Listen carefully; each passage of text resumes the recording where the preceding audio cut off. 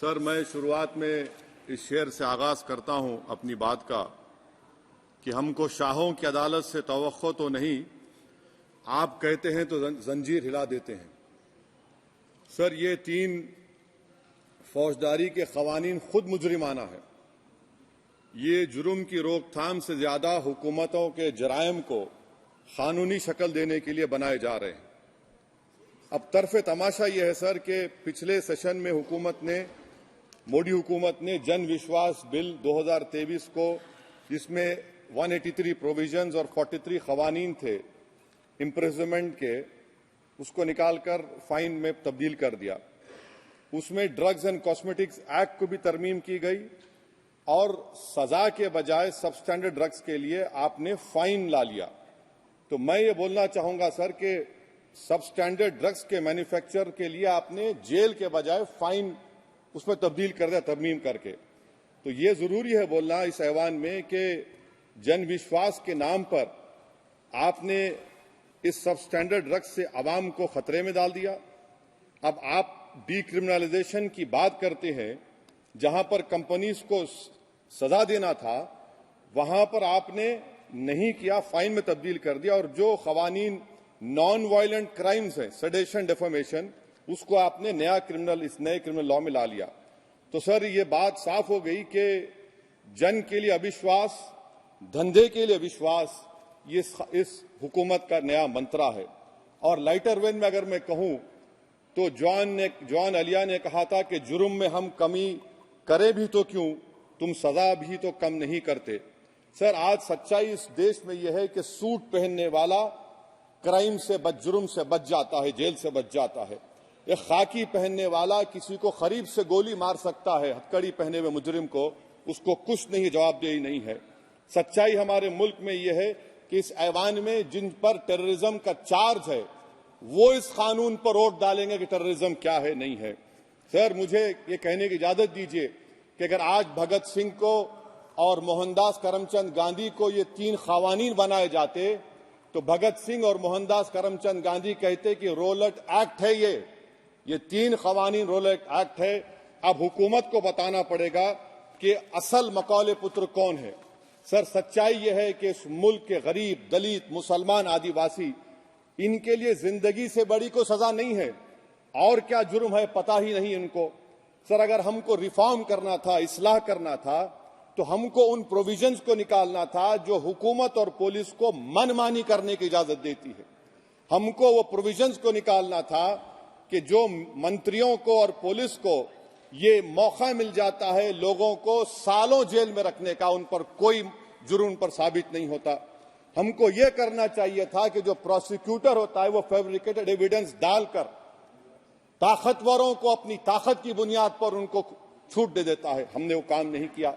आज हमारे वतन अजीज भारत में सबसे ज्यादा अंडर ट्रायल अगर कोई है जेलों में तो मुसलमान, दलित, आदिवासी हैं।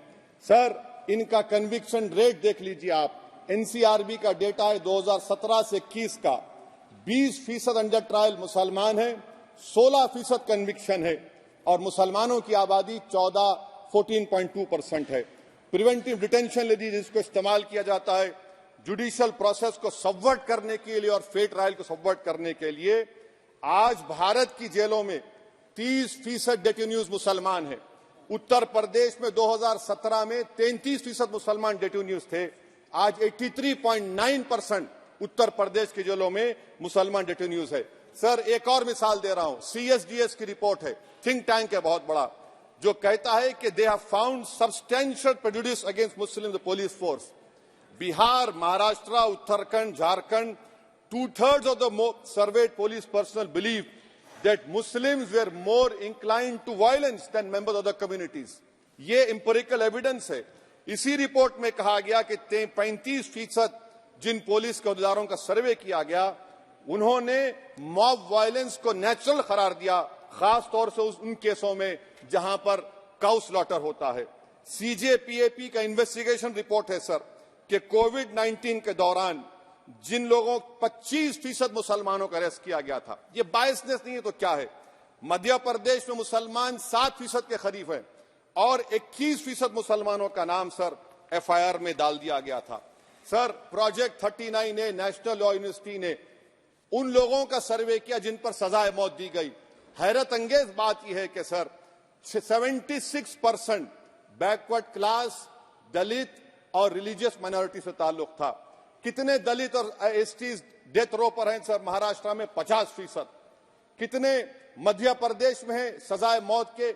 36% दलित और आदिवासी। कर्नाटका में 36%, बिहार में 31%, झारखंड में 30%, गुजरात में 19 लोग जो सजाए मौत के इंतजार में हैं, 15 मुसलमान हैं। केरल में 60% जो सजाए मौत के मुल्जिम है रिलीजियस माइनॉरिटीज है। सर आखिर इस देश में कब तक ये चलता रहेगा कि अनस्पोकन रिजर्वेशन उन लोगों के लिए उनके पास पूरा पॉलिटिकल पावर है और एक अनस्पोकन रिजर्वेशन है दलित, मुसलमान, आदिवासियों के, इनको जेल में रहना पड़ता है? कि आखिर ये कैसे मुमकिन है सर कि आलाजात के जो अक्सरियती तबके के लोग हैं उनके पास सियासी ताकत है, माशी ताकत है, सोशल ताकत है और मुसलमान और दलित आदिवासी जेलों में पड़े रहते हैं? अरे अगर आप 3 कानून लाकर इस्लाह कर रहे हैं तो कौन सा इस्लाह है? आप तो ताकतवरों का रिफॉर्म कर रहे हैं, गरीबों को इससे क्या फायदा हो रहा है? तो जैसा अंग्रेजी में कहा गया था कि the cure is dangerous than the disease.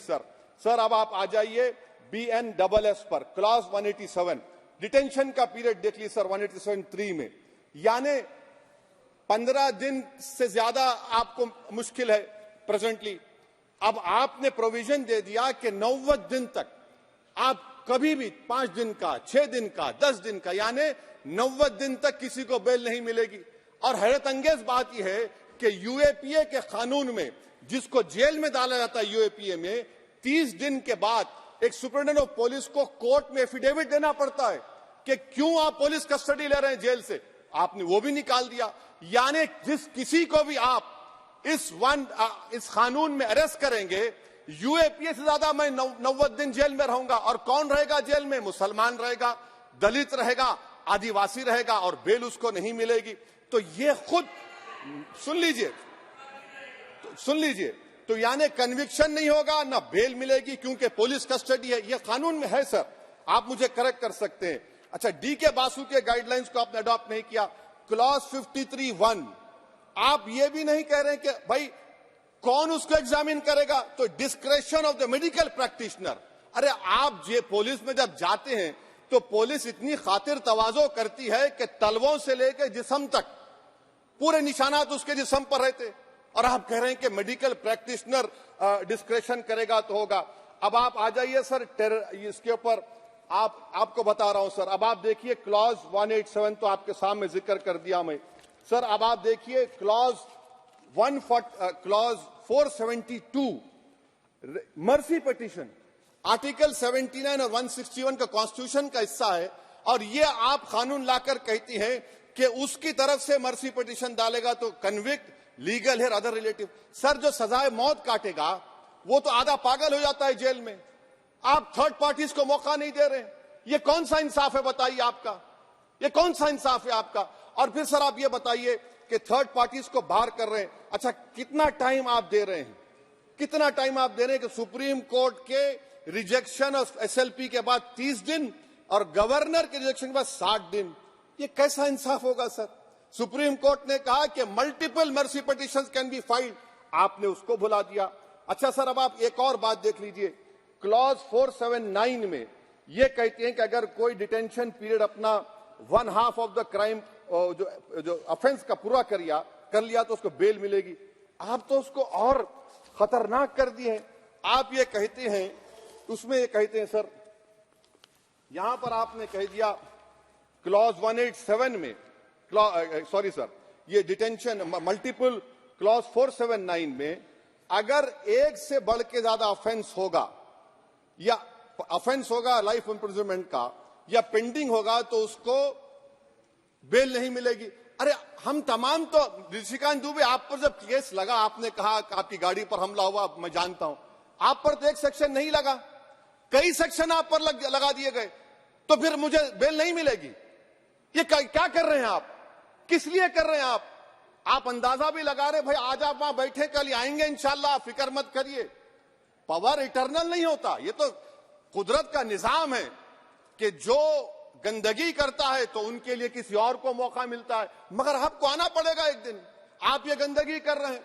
अच्छा सर, ये बताइए कि हमने आप किसको कितना पर्सन्स वर पेंडिंग प्रोसीडिंग्स इन मोर देन वन ऑफेंस, और चार्जशीट में कई आते हैं। यानी जब हम पर केस बुक होता है सर, तो फूल का गुलदस्ता आता है, हर सेक्शन होता है उसमें, तो मुझे बेल नहीं मिलेगी। तो ये एक बात है सर। फिर आप आ जाइए सर, मैं आपको बताना चाहूंगा सर, यहां पर आपको, सॉरी सर, ये इतना बड़ा बिल है। फिर आप टेररिज्म पर सर, बीएनएस का टेररिज्म सर, ये बड़ा ही डेंजरस आपने खतरनाक आपने काम किया है। इससे दहशतगर्दी का मुकाबला नहीं होगा, सिविल लिबर्टीज खतरे में पड़ जाएंगे। और सबसे बड़ी बात तो यह है सर, इसमें आपने नोटिफाई करेंगे किसी को टेररिस्ट, कोर्ट क्यों नहीं करेगा? पुलिस वाला कैसे करेगा मुझे टेररिस्ट नोटिफाई? किसी ऑर्गेनाइजेशन को टेररिस्ट घोषित कर देंगे। तो ये खुद सेपरेशन ऑफ पावर्स का वायलेशन है, जुडिशियल इंडिपेंडेंस का वायलेशन है, और इंदिरा गांधी वर्सेस राजनारायण केस का वायलेशन है। तो ये मोदी सरकार जुडिशरी के पावर्स को छीनकर खुद जज, जूरी, एग्जीक्यूशन बन रही है। किसी शायर ने बड़ा अच्छा कहा था सर, वही कातिल, वही मुखबिर, वही मुंसिफ ठहरे। सर, मैंडेटरी वीडियो रिकॉर्डिंग आपने कहा कि जिस जगह पर पीस प्लेस पर सर्च होता है वीडियो रिकॉर्डिंग की, मैं ये कहता हूं कि जब मेरा अरेस्ट होगा वीडियो रिकॉर्डिंग करिए। क्यों नहीं करते आप? जब मेरे घर पर पुलिस आती है वीडियो रिकॉर्डिंग करिए, जो मैं पुलिस को देता हूं उसकी वीडियो रिकॉर्डिंग करिए। विटनेस स्टेटमेंट होगा क्लॉज 183 में, उसका वीडियो रिकॉर्डिंग करिए। क्यों नहीं आप पैसे देते कि हर पुलिस वाले के जिस्म पर एक वीडियो रिकॉर्डर हो, और एक्यूज को मिलना चाहिए, आप नहीं मिलता एक्यूज को। हाँ, आपको नहीं है, मैं जानता हूं। क्लॉज 250 और 262 सर इनकंसिस्टेंट है। तो क्लॉज 250 में 60 डे टाइम लिमिट है डिस्चार्ज के लिए। अगर एक्यूज को कागज नहीं मिलता है, हम सब जेल में गए, मैं कई मर्तबा जेल में गया हूं, ससुराल में इतना नहीं गया जितना जेल को जाने का मुझे मौका मिला, चाहे कांग्रेस की, तेलुगु देशम की हुकूमत रही है। सर, कुछ लोग क्लॉज 262 है, क्लॉज 262 में डिस्चार्ज एप्लीकेशन है, वो फ्रेमिंग ऑफ चार्जेस के बाद डाल सकते हैं। ये it defeats the purpose. What is the discharge application which is to prevent police from using delay tactics? Discharge always precedes framing of charges. आप मैं उस वक्त तक डिस्चार्ज नहीं डाल सकता जब तक कि वो नहीं होगा। अच्छा, क्लॉज 251 263 देखिए sir, time limit for framing of charges in cases of session trials 60 days of first framing charges, warrant charges should be 90 days। मगर आपने क्या किया? होशियारी देखिए, बर्बाद करने का कहानी। 193(9) डाल दिया आपने। Can it prescribes a 90-day time limit for further investigation? For further investigation, what will happen when supplementary charge sheet are put? Will the accused be acquitted? क्या मुझे छोड़ देंगे आप? क्या कोई time like this is a dead letter? यानी आप तो पूरे का पूरा सिविल राइट्स, लिबर्टीज बोलिए सब छीन ले रहे। अच्छा सर, इसमें आपने लिंचिंग का एक कानून बनाया बीएनएस में, सेक्ट क्लॉज 103 में। अब आप इसमें देखिए सर, लिंचिंग कब हो सकता है? जब आप ये बताएंगे कि ये पर्सनल बिलीफ पर मारा गया, किसी को जेंडर पर मारा गया, कास्ट पर मारा गया। सर, आप तो एक्यूज को तो मौका दे रहे हैं छोड़ने के लिए, आप तो एक्यूज को मौका दे रहे हैं। अच्छा, पर्सनल बिलीफ में रिलीजन क्यों नहीं लिखते भाई आप? इन तीनों कानून में रिलीजन इस्तेमाल किया गया, पर्सनल बिलीफ में रिलीजन नहीं आता। अच्छा सर, आप ये भी देख लीजिए कि 1019 सर 190 में अनलॉफुल असेंबली है, 5 और मोर एक्टिंग टुगेदर। फिर ये क्यों कर रहे हैं आप? 5 मिलकर भी मर्डर करेंगे तो एक 103 भी तो आपने कर दिया। तो इनका यानी ये तो इसका अनलॉफुल एक्टिंग टुगेदर है। अच्छा सर, मैं आपको बताना चाहूंगा, आपके ये बीएनएस का 172(2) आप देखिए कि पेटी केसेस में when the occasion is past, किसका मतलब क्या है? व्हेन द ओकेजन होगा क्या सर? अब हम चुनाव लड़ते तो जो हमारा जो पार्टी अपोजिंग रहती है वो कहती है कि इनके 25 लोगों को 50 लोगों को गिरफ्तार कर लो, गिरफ्तार कर लेते मेरे बूथ के एजेंट्स को, और बोल रहे व्हेन, उसमें आप लिख रहे क्या है? When the occasion is past, माने पास हो जाएगा पोलिंग के 5 बजे छोड़ देंगे। अरे आप अपना ही हाथ काट रहे हैं अपने आप। याद रखिए, आज आप मुस्कुरा रहे हैं, कल यहां पर बैठेंगे कोई और कर देगा काम आपके ऊपर। अच्छा, रेप सर, रेप क्या? रेप सिर्फ महिलाओं का होता है, मर्दों का रेप नहीं होता है क्या? आपका प्रोविजन नहीं है। क्या स्टॉकिंग नहीं होती है मर्दों की? अच्छा, जस्ट होता है सर, आप हंस रहे हैं, होता है। आपकी हंसी इस बात का इकरार है कि आप जानते हैं किसका हुआ है। तो justice JS Verma sir, justice JS Verma का जेंडर न्यूट्रल बनाइए। अच्छा, क्लॉज 69 को, क्लॉज 69 लव जिहाद आ गया। देखिए सर, क्लॉज 6 लव जिहाद आ गया, उसमें बियॉन्ड रीजनेबल डाउट प्रूव ही नहीं कर पाएंगे आप। अब उसमें क्या बताना पड़ेगा? सप्रेसिंग आइडेंटिटी, यानी अगर कोई महिला मोनू मानेसर चोमू चंडीगढ़ से इश्क करती है, बाद में उसको मालूम होता है कि वो मानेसर का नहीं है, चंडीगढ़ का नहीं है, तो क्या क्लॉज 69 एक्शन में आएगा? आप बताइए कि अच्छा, अगर कोई ये कहेगा कि मेरा नाम, कुछ नाम है, कई कुछ नाम होता है जो कॉमन नाम होता है मुसलमानों में, दीगर मज़ाहिब में, तो क्या वो सेक्शन अप्लाई होगा? ये क्या आप कर रहे हैं? अच्छा, आपने अडल्ट्री को निकाल दिया, आपने होमोसेक्सुअलिटी को निकाल दिया, तो ये कंसेंशुअल सेक्सुअल रिलेशन जो 18-20 साल के ऊपर के लोगों में करते हैं, मैं इसका खिलाफ जरूर हूं मजहबी एतबार से, मगर आप क्यों उनकी ऑटोनॉमी को रोकना चाहते हैं? अच्छा सर, सेक्शन क्लॉज 1093 बीएनएस का, आपको it does not require knowledge or intention part of person facility commission organise crime. ये मैं 5 मिनट दीजिए सर। बीएनएस का आप सेडेशन पे देख लीजिए, सेडेशन को आपने दोबारा ला लिया, लफ्ज सेडेशन इस्तेमाल नहीं किया आपने। 3 साल से 7 साल आपने सुप्रीम कोर्ट को अंडरटेकिंग दी थी कि प्रोविजन नहीं लाया जाएगा। तो चेयरमैन सर, यहां पर हिंदी के बहुत मशहूर कवि का वो शेर मुझे याद आ रहा है, मैथिली शरण गुप्त का, कि राज्य को यदि हम बना लेंगे भोग तो बनेगा वो प्रजा का रोग, फिर कहूं मैं क्यों ना उठकर हूं आज मेरा धर्म राजद्रोह। कार्ल मार्क्स ने कहा था sir, history repeats itself first as a tragedy, second as a farce. आप क्लॉज 195 1D देखिए, it criminalises the making of publication of false and misleading information jeopardising sovereignty integrity of India. Vague है, यानी जो कोई भी पत्रकार investigative journalism लिखेगा आप उसको इस्तेमाल कर लेंगे और जेल की सलाखों में उसको डालकर आप सड़ा देंगे। सर, मैं आपको और एक बात बताना चाहूंगा कि रैश एंड नेग्लिजेंट एक्ट जो आईपीसी में था 2 साल थे, 304, आप उसको बढ़ाकर 5 साल कर दिए 1061 में, बीएनएस 1 में। और rash and negligent driving 304 IPC में था 2 साल की सजा, आपने 10 साल कर दिया। ये क्रिमिनल जुरिस्प्रूडेंस का हिस्सा नहीं है। अच्छा, क्रिमिनल ऑर्गेनाइजेशन, उत्तर प्रदेश में यूपी गैंगस्टर एक्ट में एक चार्जशीट में गैंगस्टर एक्ट लगता। सर आप बताइए फिर यूएपीए का क्या होगा, पीएमएलए का क्या होगा, महाराष्ट्र मकोका क्या क्या होगा, गुजरात के कोका क्या क्या होगा? आप ये सब कानून रख रहे हैं और एक पुलिस वाले को आप ये तमाम कानून की इजाजत देंगे? याद रखिए, जिंदगियां बर्बाद करने का काम आप कर रहे हैं और सबसे बड़ा इसका नुकसान होगा। किसका नुकसान होगा? दलितों का, मुसलमानों का, आदिवासियों का। और वो पॉलिटिकल पार्टीज जो कल आज सत्ता में है, कल नहीं रहेंगे, वो बदले की भावना से काम करते हैं। सर, मुझे पुलिस ने पीटा सर 1999 22 दिसंबर को मेरे सर पर 20 टाके लगे, पीठ से लेकर पैर तक मारा गया। आपको मालूम सर क्या हुआ? तेलुगु देशम की सरकार थी, उन्होंने उन दोनों पुलिस वालों को जिन्होंने मुझे मारा था उनको आईपीएस कन्फर कर दिया। आईपीएस अरे मैं तैयार हूं मरने के लिए, तुम मारोगे क्या? बोलो, कहां मारोगे बताओ? अरे तुम कहां मारोगे? तुम्हारी गोलियां खत्म हो जाएंगी, मैं जिंदा रहूंगा। अरे तुम्हारी गोली डरने वाला बैठो तुम, अरे चप्पन देके बैठो तुम।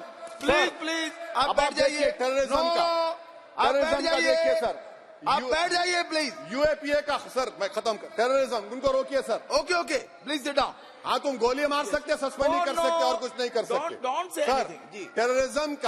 टेररिज्म का डेफिनेशन में आप देखिए, यूएपीए का सेक्शन 16, यूएपीए का सेक्शन 16 क्लॉज 113 में आ गया। यूएपीए का सेक्शन 15 क्लॉज 131 में आ गया। देख लेंगे उसको, देख लेंगे। यूएपीए का आपत्तिजनक अंश निकाल दिए जाएंगे। यूएपीए का क्लॉज 18 113 4 में आ गया। यूएपीए का क्लॉज 18 113 3 में आ गया। यूएपीए का क्लॉज 20 113 5 में आ गया। यूएपीए का सेक्शन 19 113 6 में आ गया। अरे भाई साहब, फिर क्या बचा है? आप यूएपीए से, मकोका से, गुजरात कोका से, पीएमएलए सब ला लिए। तो स्पीकर सर, मैं अपनी बात को खत्म करने से पहले मैं उम्मीद कर रहा था कि मैंने वजीर दाखिला का एक स्टेटमेंट सुना था अमित शाह साहब का, कि जब गुजरात के होम मिनिस्टर थे तो उन पर जुल्म किया गया, उनको दबाया गया, मगर हम ये समझ रहे थे कि जिस शख्स पर नाइंसाफी हुई है, जो वो क्लेम कर रहे हैं, तो कम से कम वो दूसरों से नाइंसाफी तो नहीं करेंगे। आप क्या कर रहे हैं? अरे ऐसे हजारों लोग हैं जिन पर जुल्म हो रहा है, ना उनके पास दलील है, ना उनके पास वकील है, ना उनके पास आजादी है। तो ये तीन सर मैं आखिर एक लव ये तीनों कवानीन हमारे मुल्क की जमहूरियत के लिए, इन गरीब तबकात के लिए नुकसानदेह साबित होगा। और ये सरकार को मैं चार्ज दे रहा हूं, आप चेक रिपब्लिक में निखिल गुप्ता बैठा है, लेके आओ ना उसको। कुलभूषण यादव पाकिस्तान में बैठा है, लेके आओ ना। कतर में हमारे फौजी बैठे, लेके आओ ना उनको। अरे कहां तुम्हारी देशभक्ति है? अरे निखिल गुप्ता को लाओ, इस कानून में इस्तेमाल करो। मगर वो नहीं बोलेंगे। मैं इस कानून के मुखालिफत में खड़ा हूं जो भारत की जमहूरियत के लिए खतरा बनेगा। शुक्रिया सर। श्री पुष्पेंद्र सिंह चंदेल।